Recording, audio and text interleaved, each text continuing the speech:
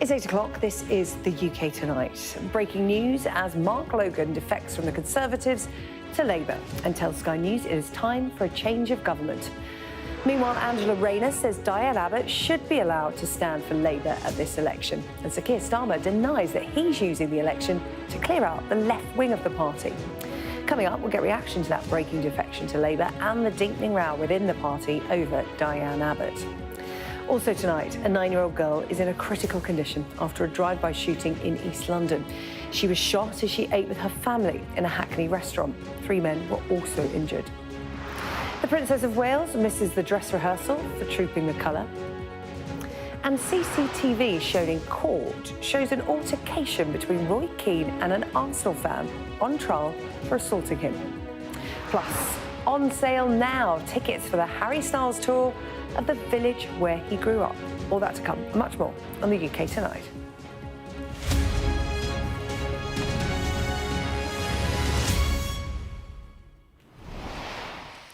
Well, let's start with that breaking news this evening. And Conservatives' Mark Logan telling Sky News that he's leaving the party and urging people to vote for Labour in the upcoming general election. Well, he becomes the third Tory defection to Labour in just over a month. But it hasn't been smooth sailing for Sir Keir Starmer, as the future of Labour's Diane Abbott continues to look uncertain tonight. Earlier today, the Labour Deputy Leader, Angela Rayner, told Sky's political editor, Beth Rigby, she can't see any reason why Ms Abbott shouldn't stand as an MP. I don't think there's any reason why Diane can stand as a Labour MP. Look, she's gone through a process, and that's right, and I wasn't involved in that process because we have a complaints procedure and there was a concern raised. She apologised. As far as I've seen, that has been dealt with. The whip has told her that she's back on the whip, so she's back a member of the Labour Party, Parliamentary Labour Party.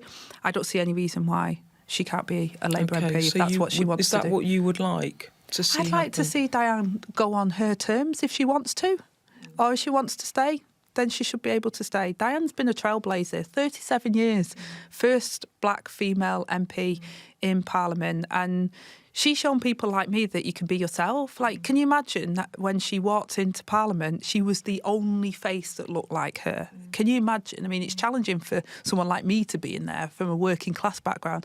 Can you imagine how that was for Diane and what she's had to endure over that period? But she hasn't. She's been an inspiration. So what is the official Labour position on Diane Abbott? Let's bring in our political correspondent, Serena Barker-Singh, who's been following this in Westminster for us this evening. And Serena, Angela Rayner putting it plainly there.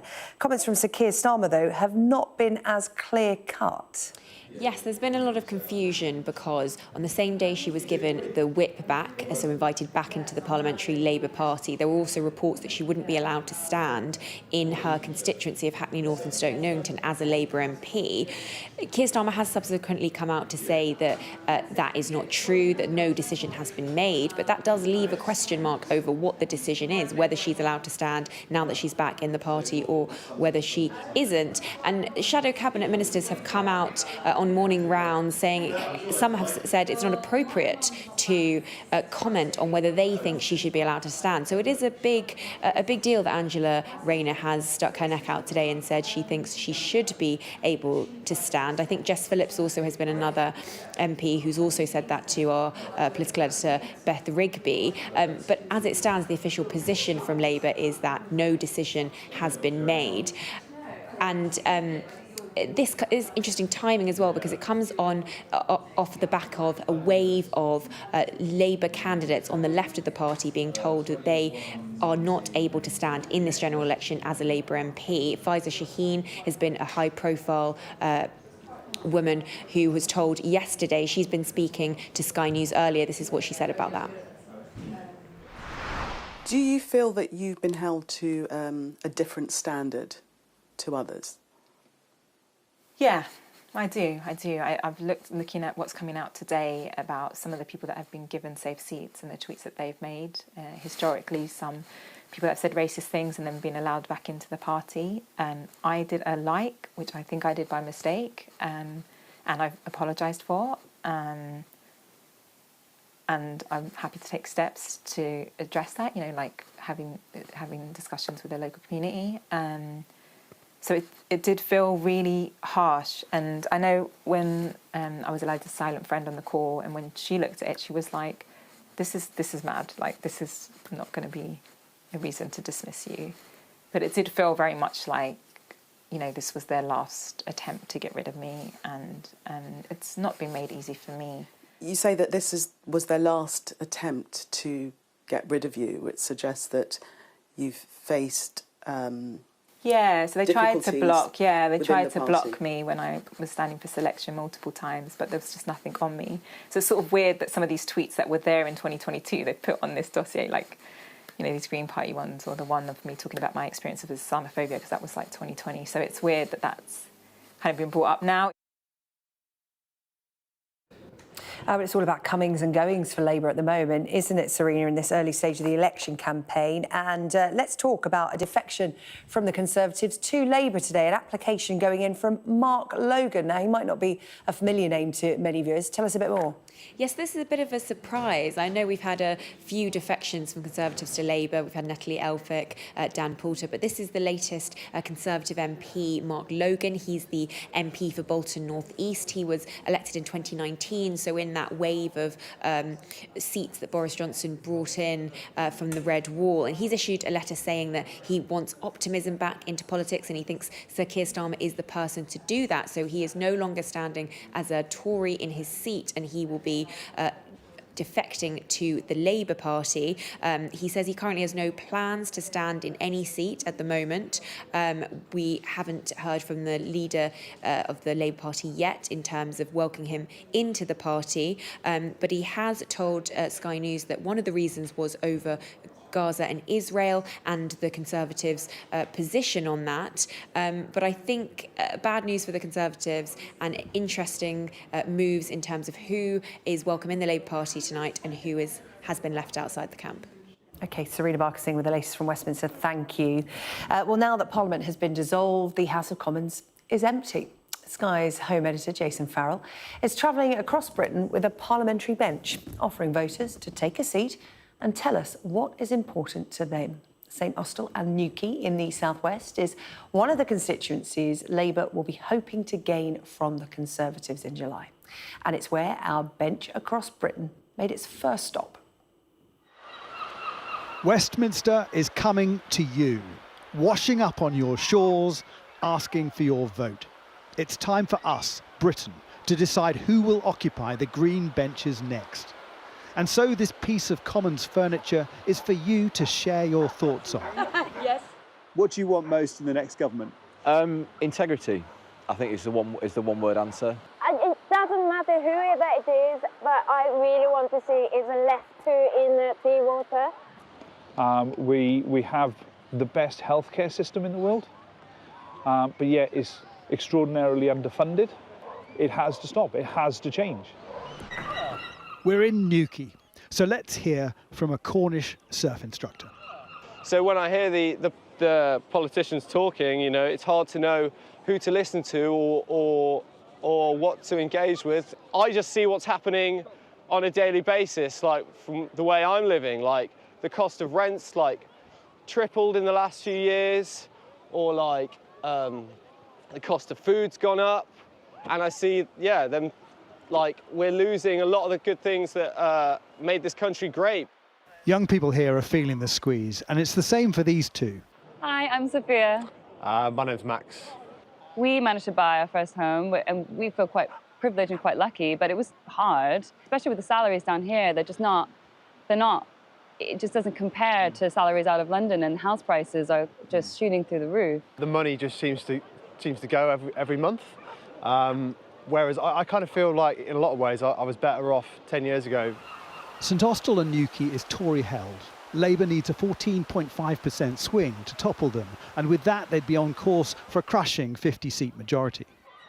We've come here because there are seats up for grabs in the West Country. Currently, it is a sea of blue, but Labour and the Lib Dems could turn it into a patchwork of red and yellow.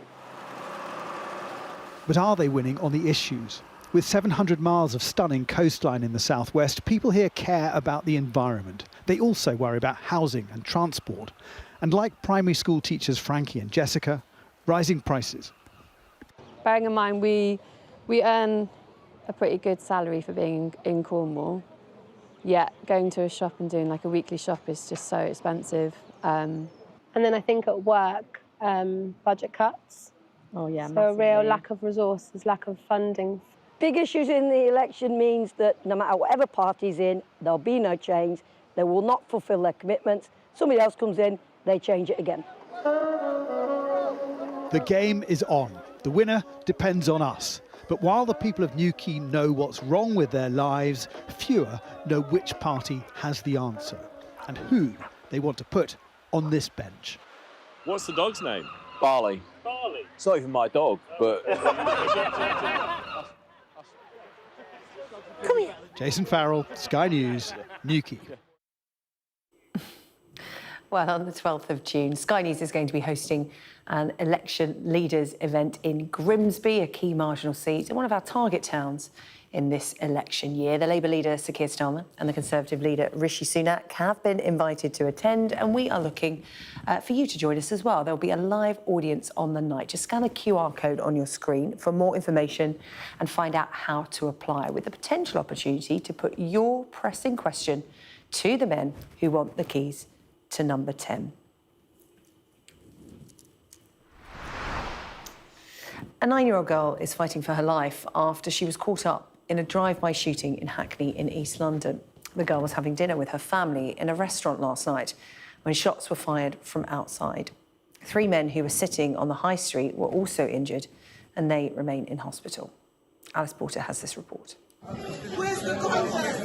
This was the desperate attempt by strangers to save the lives of 3 men and a little girl who was shot while eating her meal.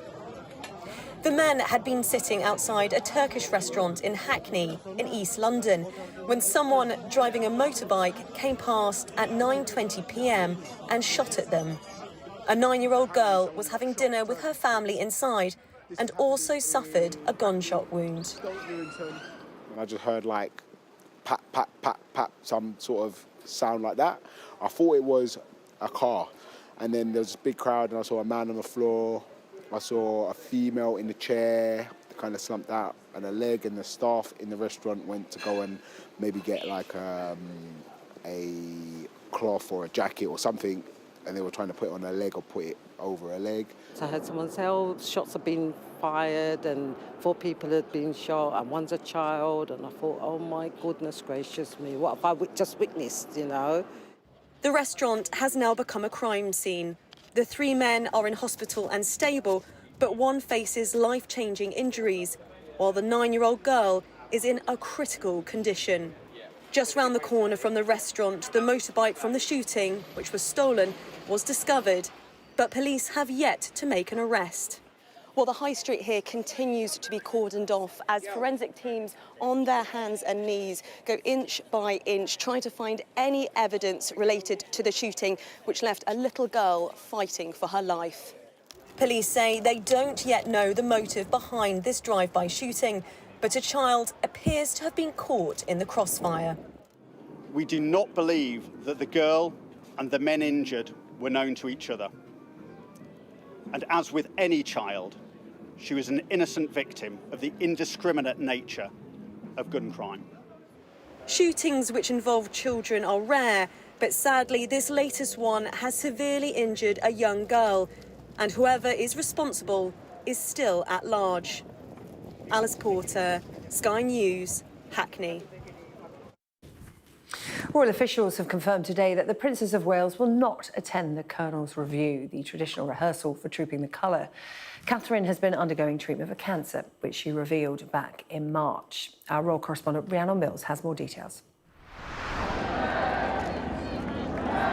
It's that time of year for the royals, the season of big ceremonial events. But this time with questions about whether we'd see the King and the Princess of Wales.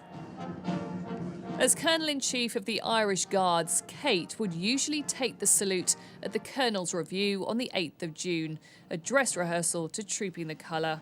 But now it's been confirmed she won't, as she continues her cancer recovery. I think everybody understands the position the Princess of Wales is in, and most of all, we just want to wish her our best wishes, her continued recovery, and our thoughts are absolutely with her. And the Colonel's Review will be a very special day, and we'll make it a good one. The palace don't want this to be seen as an update on her health. They still want her privacy respected, stressing that everyone's journey through treatment is always different. The King, for example, has returned to public duties as he continues his recovery. Yesterday at the Royal Academy of Dramatic Arts. And today confirmed he will attend Trooping the Colour. But we won't see him on horseback as we did for last year's birthday parade. Instead, he'll join the Queen in a carriage. It won't be confirmed until nearer the time which other royals will join him.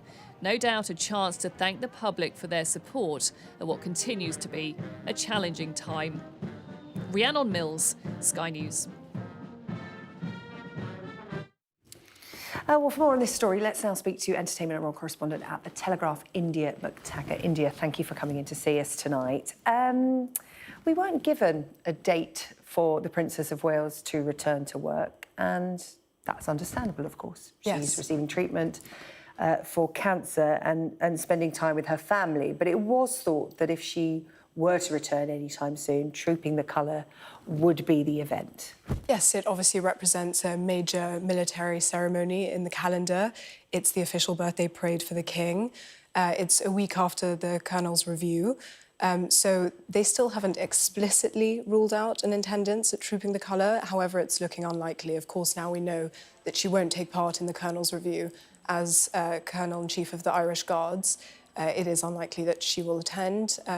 But it's also important to note that this should not be taken as a major health update from the palace. It was not intended as such. It's more of a diary clarification because it's coming up in the next few weeks. And what's been the public mood and the mood amongst the press as well as a royal correspondent? Since Catherine came out publicly and talked about her health, there was a sense of leave her be now, because of course she hadn't told anybody about her cancer. She disappeared from public life and the rumour mill went into overdrive. Since that public announcement, have things settled down, do you think, in terms of this agreement between the royal family, the press and the wider general public? I would say it has settled down. I think the speculation that was rife previously has calmed, although, of course, we can't control what the wider public is saying or what they're writing about on social media. But in regards to the press, we understand and we respect the need for privacy. And, of course, they've hammered that home, and as anyone would rightly so deserve at this time to recover and recuperate with their family. So I think that is a well-respected line. And we are seeing more of the King, and, you know, we understand that at the rehearsal he will be in a carriage rather than horseback. Understandable, of course, because of his health. But in terms of the royal family being out and about royal duties, how are they coping without the Princess of Wales and with the King being so scaled back? Well, I think it's fantastic to see the King back, even though it is scaled and differently, and they're not taking any undue risks to his health, which of course is understandable. They're all going by their doctor's orders, as is the Princess of Wales. So if she feels she does want to return to something, that will be a discussion with her doctors. But I think it's fantastic to see the King again. And I think they've been coping extraordinarily well, given that two very senior members of the family were out for the count for the time being. And I think the King looks great. And on his recent engagements, which I've covered, he's sort of very excited to be back and very enthusiastic. So. Yeah, well, he was out about Chelsea Flower Show, wasn't he? Which is, of course, always a favourite of the royals. Such a great occasion for so many people. And, of course, given his links to the environment, his love of the outdoors, his estate, this was as much pleasure, I would imagine, as work for the King. Yeah, and there are huge social calendar events in the summer that he's very keen to go to. Ascot's one of them. Obviously, Trooping was a big one, and it was great to hear that he will attend, even though it will be in a carriage rather than on horseback.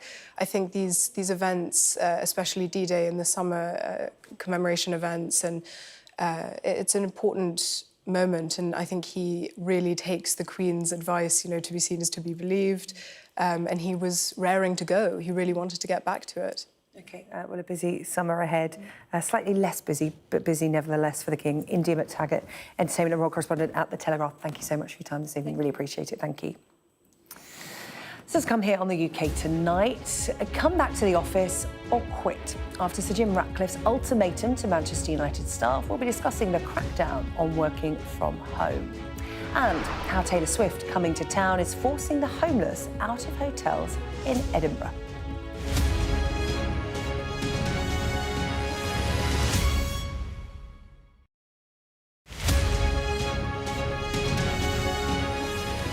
As we said last time around, a solid prediction, you asked the question whether you think the 6,000 feet drop in 5 minutes, was it a controlled descent? And my initial prediction was, I think it was a controlled descent. It's 1,200 feet per minute, and it's a usual maneuver for the pilots to escape the area of turbulence. So yes, I would say the drop wasn't the significant part, but it was the earlier drop, several hundred feet drop, where people get thrown up to the ceiling and then back down again. That was the way it caused a lot of injuries to the passengers without the seatbelts on. I would say, after reading the initial investigation, I think the pilots have done what they are supposed to do. They've carried out the reasonable steps.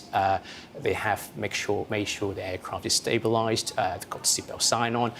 It's a split-second sort of incident, so the seatbelt sign is on. People may not have enough time to react to the seatbelt sign, but if they are always strapped in, it will be less of an injury, of an incident, I would say. It would do the highest G-force, I believe, it was recorded as 1.57 G, either plus or minus. But if you have to ask me if you compare that to a roller coaster ride, the highest you can experience is actually up to 6 G. Although you are securely strapped in, but you can still feel the impact, yes. It has nothing to do with the weather condition. Just make sure you're safely strapped in, because turbulence can just happen in a split second. So first, respect the seatbelt sign, and if the seatbelt sign is not on, if you can, make sure you're securely fastened the seatbelt, and at least that will save your life.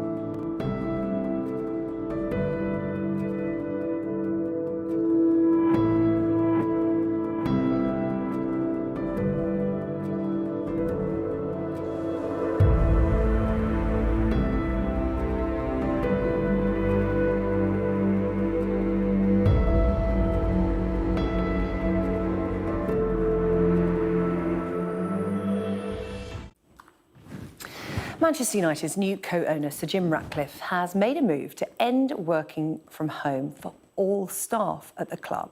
All non-football employees have been told that they have to decide by June the 5th to work permanently back in the office or resign. I'm joined now to discuss this by Communications Officer at the Institute of Economic Affairs, Harrison Griffiths, and commentator and writer for Young Voices UK, Ben Cope. Both of them have rather different opinions about this. Right, working from home. It feels like since the pandemic, this debate has been ongoing. And this is possibly the first time we've had such a high-profile figure come out and make a direct, no way, not in my business. Harrison, what do you make of Sir Jim Ratcliffe's moves? Because I'm sure a lot of bosses may be thinking it, but very few have actually done this, banned it. Yeah, absolutely. And I'd first just like to say, you know, I'm a big Man United fan and I'm very excited to see what Sir Jim does with the club, generally speaking. But on this, I think it's a curious move, and we're going to see how it plays out. It may very well work in the context of Man United. What I'm really particularly worried about, though, is that there is a bit of a crusade to cast all working from home as perhaps some kind of inherently unproductive, perhaps inherently lazy enterprise. And I think, you know, when we look at the evidence across different sectors, across the whole economy, we see a very mixed bag. What works for some companies, what works for some sectors, what works for some individuals doesn't work for others, and that's absolutely fine. But we should embrace the difference. And I'll be interested to see whether what Sir Jim's done here with Man United actually pays off, or whether perhaps they lose a lot of good employees who had enjoyed the greater flexibility and the greater work-life balance that came from working from home. That's how business works. Sir Jim knows it much better than me. That's why he's got a lot more money and experience than me. But I'd be intrigued to see how it plays out, because this is a really interesting live natural experiment. Well, there you go, Harrison. If you want to be the next Sir Jim Ratcliffe, maybe you should head back to the office 7 days a week. But just playing devil's advocate here, Sir Jim Ratcliffe said he's found that productivity falls with working from home. He cited a 20% drop in email traffic at one of his companies when it trialled work from home Fridays. Harrison, you say you're productive when you work from home. Ben Cope, do you think that's the case for most people? Do you think that productivity stays at high when you work from your home office as it does in an office in a high-rise building or whatever? I think the truth is for most people, they are less productive when they work from home. I agree with Harrison's point that there will be differences across, different sectors, different companies, different personality types. But I think on the whole, I do think people are less productive. I think we all have friends who kind of boast about their sort of fairly kind of cushy lifestyles working from home. Well, they'll kind of set alarms for 8:55, slump to their desks, and dawdle the way through the day and sign off quickly at 5 p.m. And maybe that's a sort of slight caricature, but I think a lot of executives like Sir Jim are sort of following a bit of there's a broader trend here that during the pandemic, many businesses were obviously forced, particularly with office workers, to shift work remotely. There was a lot of optimism about that. This could be a new progressive movement of some sort. But I think the evidence is in it. For a lot of executives have seen it, that the workers are simply less productive. And I don't think this is a sort of particularly. I don't think Sir Jim has gone first here. I think there has been a sort of a general shift where businesses are trying to get their staff back into the offices simply because they want them to do more and better work. Harrison, what do you make of that? Because, a lot of people now talk about work-life balance. And if the pandemic taught us anything, it is that. The work-life balance is so important. And people, in an ideal world, want to work to live, not live to work. But you do find that people who work from home perhaps do it to suit their lifestyles rather than their employers, which is fair enough. Out of interest, Harrison, what days do you work from home?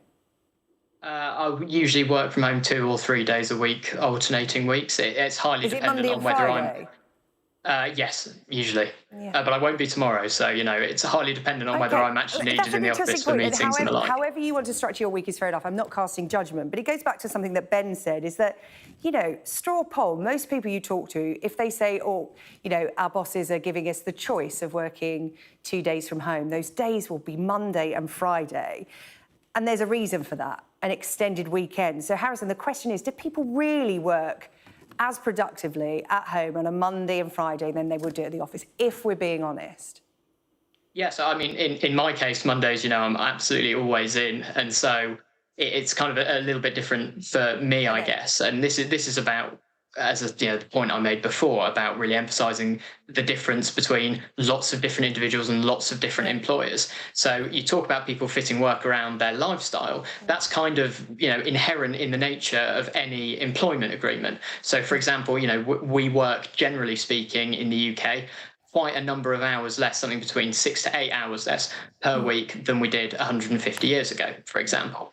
And it's not necessarily perhaps as much as some people would like, that reduction in number of hours in the working week. But people this is kind of a spontaneous movement in a lot of ways. People have made a conscious decision that for one reason or another, they have more of a preference that they want to work from home or have some kind of hybrid arrangements, more flexible working, generally speaking. And so when you have a spontaneous movement like that, people mutually agreeing it with their employers, that's absolutely fine. That's about people's preferences aligning. These agreements are still mutually beneficial transactions. And flexi working, of course, is a right of workers now. They can ask for that when they go into a job because, flexible working is seen by many as a good thing because so many people need flexible working because they may be carers, they may be parents, they may have disabilities for all sorts of reasons. But I think this blanket idea of working from home as the norm for everybody because they just would rather work from home than go into the office. I just wonder what that does for businesses. Ben, I mean, you know, what kind of research has been done, not just into productivity, but in terms of, you know, businesses' bottom line, in terms of, you know, how it's affecting their actual core business to have employees not in the office? So well, at least my read of it is that it's quite hard to make definitive judgments this early on. I think it's quite similar to debates you see about the 4-day working week, when you often see reports that, you know, amazingly companies reduced their working week by 1 day, and yet productivity or even output remained the same. But I'd be much more interested in those cases to see, you know, 5 years, 10 years down the line, have they kept that up? I think here it is the exact same issue. You know, there's a big problem with sort of older, more experienced workers deciding that, you know, actually I've got a family, I have a slightly longer commute now that I live in the suburbs. I no longer want to work in the office so much, and that's really damaging for the next cohort, for younger workers who don't get that sort of close proximity, that chance to work, you know, shoulder to shoulder with them. So I think it's often those sort of that long-term impact which you know you don't necessarily see in the bottom line straight away. It's about conversation, isn't it? It's about talking to individuals about the best way of working for them. But like you said, if there are young people who want to be in an office to meet the older colleagues or even their peers, and they're not in the office, or they choose to have different days off, it's just all out of whack, isn't it? A final question for both of you.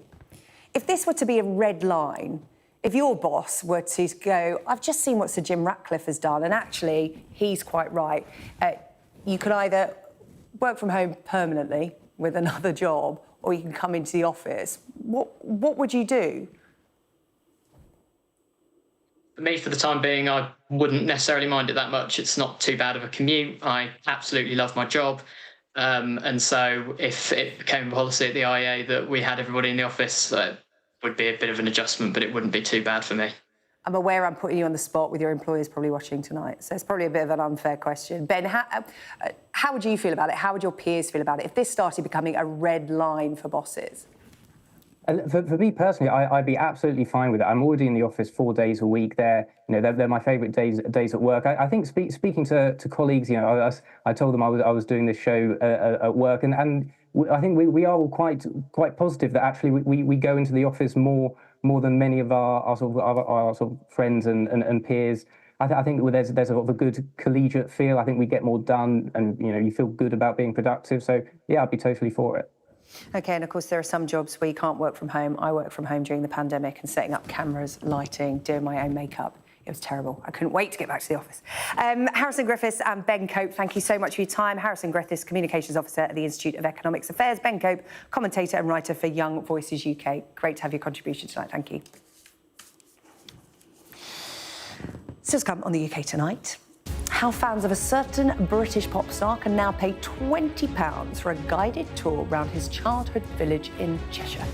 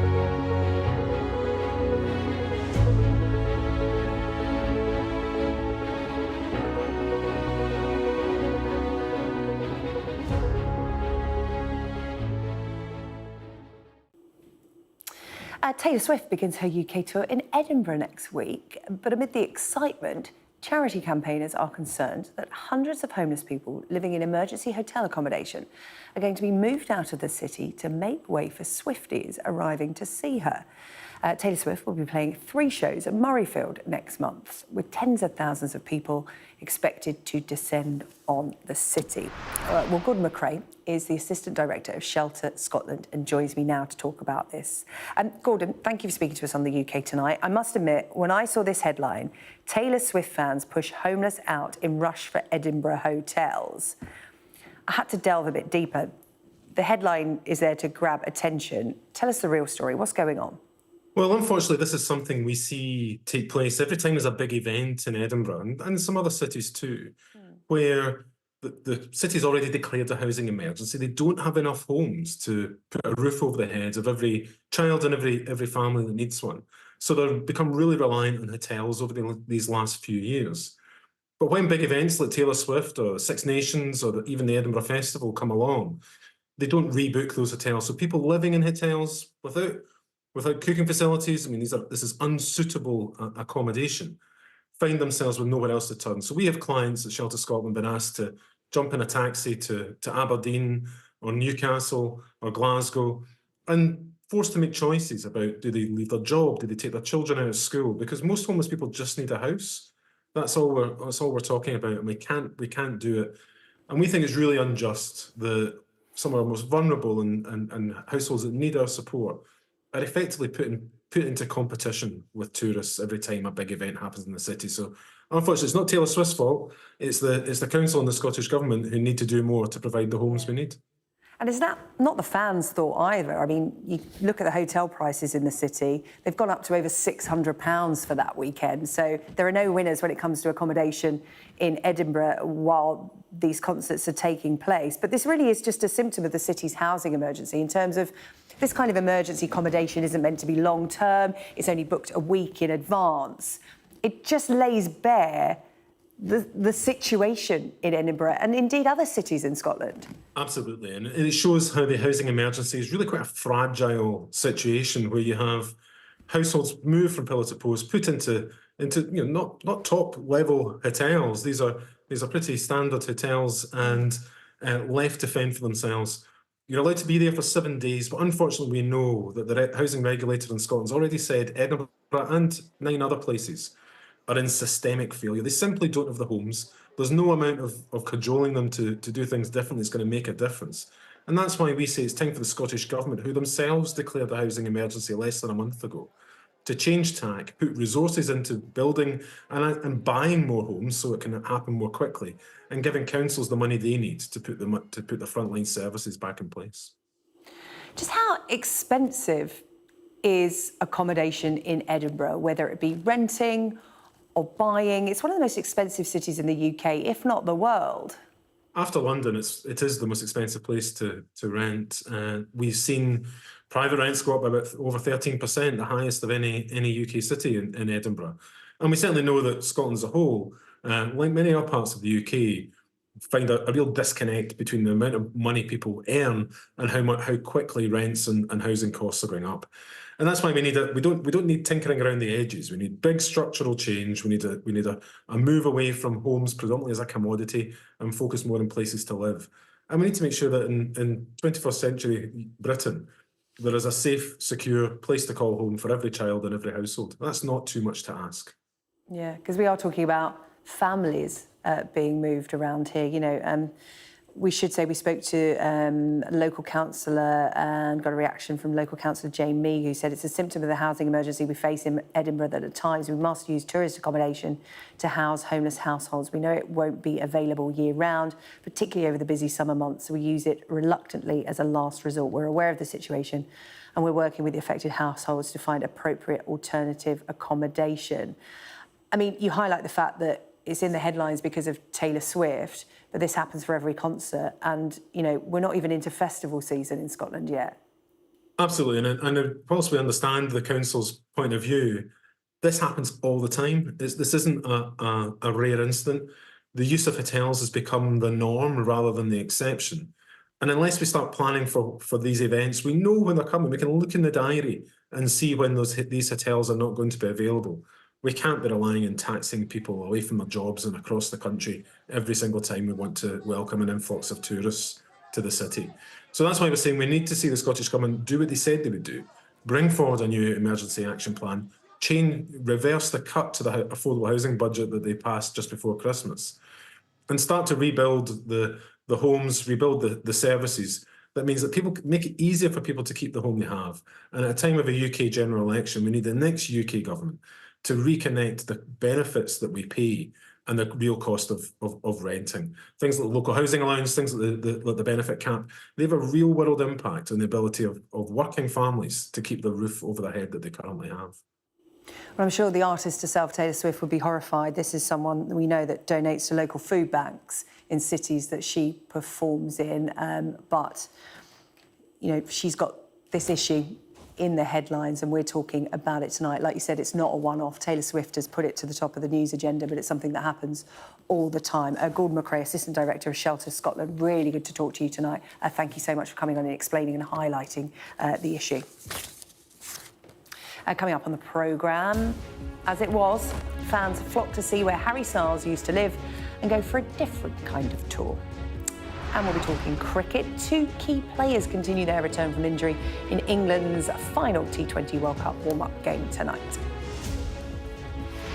And coming up on The World with me, Dominic Waghorn, the latest from Team Trump as the former president awaits a verdict in his hush money trial. Plus, could the US and other Western allies relax rules on weapons sent to Ukraine, which could see more direct attacks on Russia? I'll debate that with the German ambassador to the UK and Estonia's foreign minister. Join us at 9.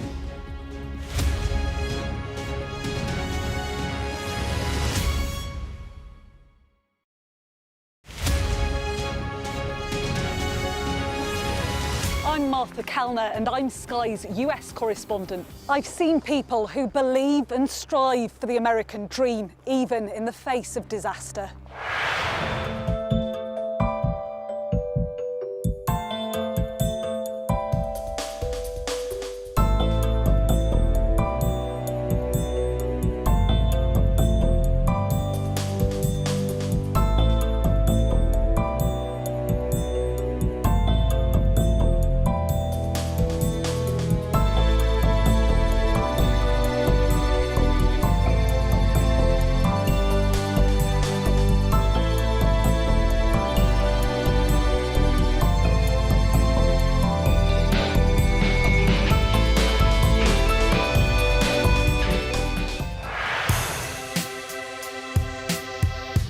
I'm Martin Brunt, and I'm Sky's crime correspondent.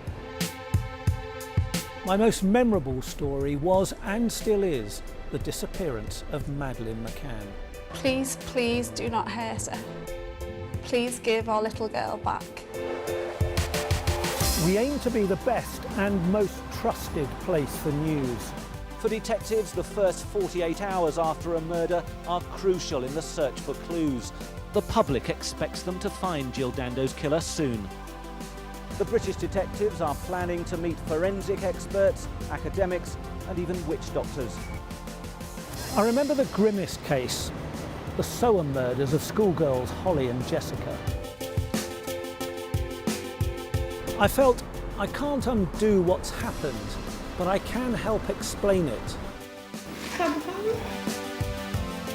Ian Huntley was arrested and charged within a fortnight of the murders. I've never murdered anyone, I've never raped anyone. What am I in jail for? The parole board has to decide if Bronson needs to be kept locked up for the safety of the public. My biggest challenge was to persuade a jailed diamond thief to answer my letters. Martin Brunt, Sky News at the Old Bailey.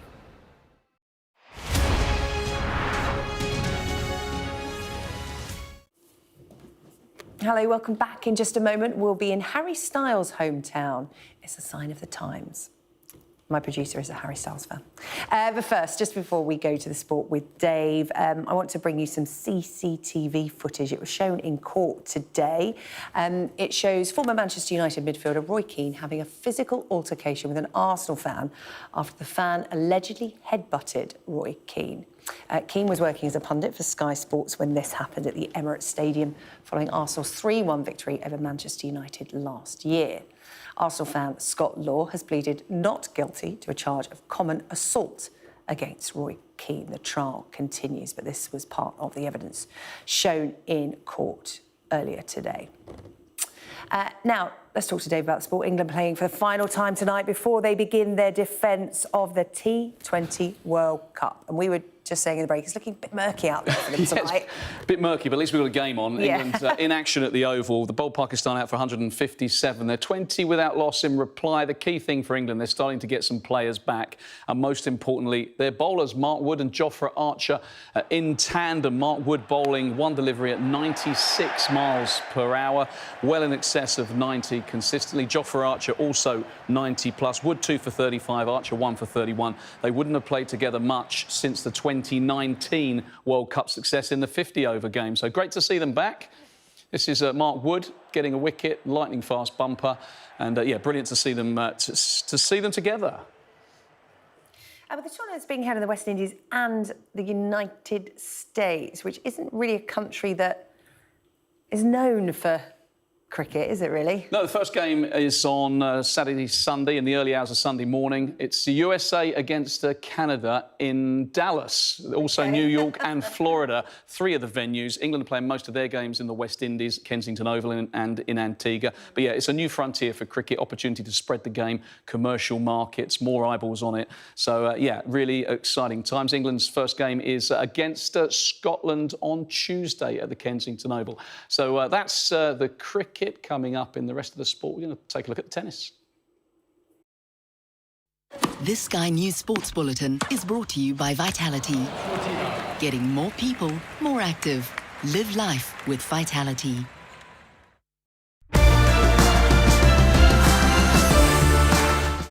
There are so few players in world football who've got a CV to compare with yours in terms of honours. But the one thing you haven't got is that silverware for your country. Yeah. That matters to you, doesn't it? Of course. Probably had one of the hardest moments of my career, playing in the Euros final and losing that. But I feel that the project that definitely Gareth and Steve have started here, you know, from Russia to the Euros and then now leading into Germany, you want to be a part of it. I think the talent that we've got in depth in the squad in all areas is probably up there with one of the best teams, you know, going to compete in the Euros. But we've got that pressure on us now. You know, we got to a semi-final in the World Cup, we got to a Euros final, we came third in the Nations League. But I feel now we have to take that pressure on, like we do at Manchester City, you know, like the lads do at Arsenal or Liverpool. There's pressure every time you go onto the field, and we need to enjoy that. We need to make sure that we feed off of that pressure and don't shrink, because I've seen many England teams shrink over the years. This Sky News Sports Bulletin is brought to you by Vitality. Now, fans of Harry Styles appear to be heading in one direction, and that is the Cheshire village of Holmes Chapel. A guided tour has been set up and is going to begin next week to show fans around where Harry grew up and even where he had his first kiss. Too much information in my book, but there you go. Joining me now from Holmes Chapel is Harry Styles fan and tour guide for Harry's Home Village Tour, Ben McCormick, and joining us as well, superfan Izzy Hawksworth, who is in Sheffield and who has been on a tour of Holmes Chapel. Welcome to you both. Thank you for joining us on the UK tonight. And Ben, such is the interest in Harry Styles' village that you decided to set up this tour. Talk to me about the level of interest you've been receiving.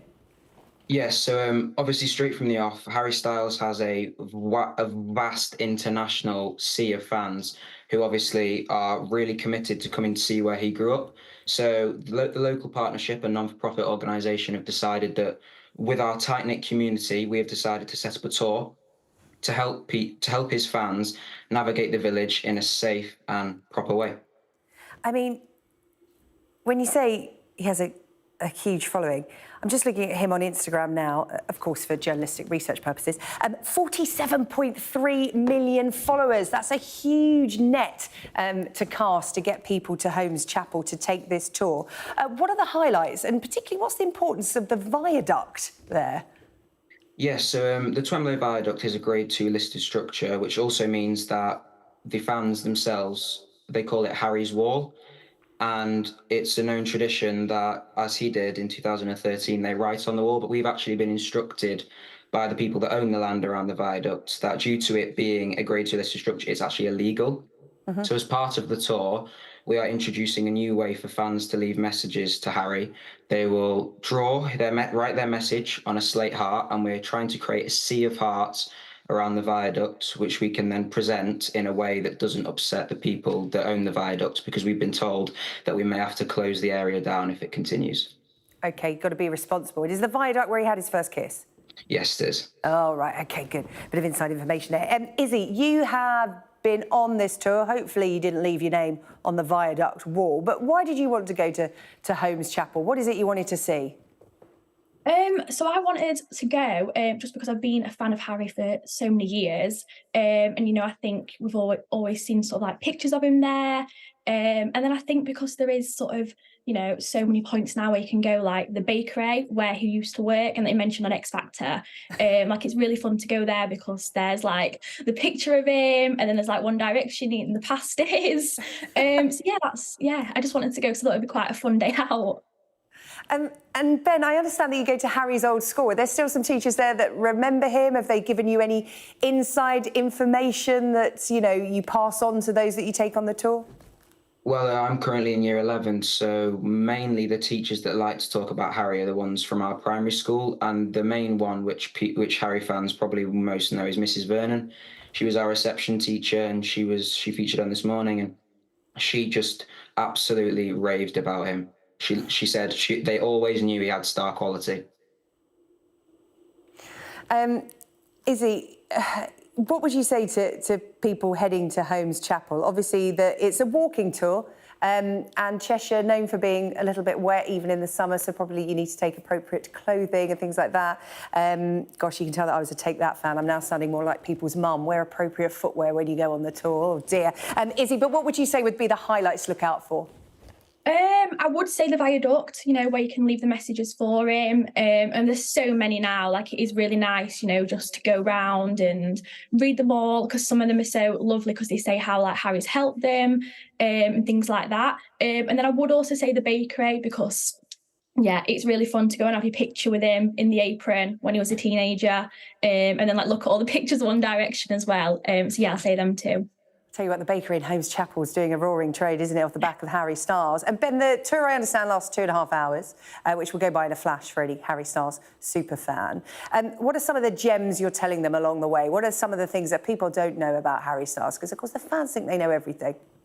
Yes, so an experience that we're offering the fans is obviously they've come with a vast variety of knowledge about Harry. And what we're trying to offer is a more in-depth, wide range of knowledge for Holmes Chapel, where he grew up. So we have cultural landmarks such as the Hermitage Bridge, which has key historical information for Holmes Chapel, the centre of the village itself, which survived the fire of Holmes Chapel in 1753, which left only 4 buildings standing.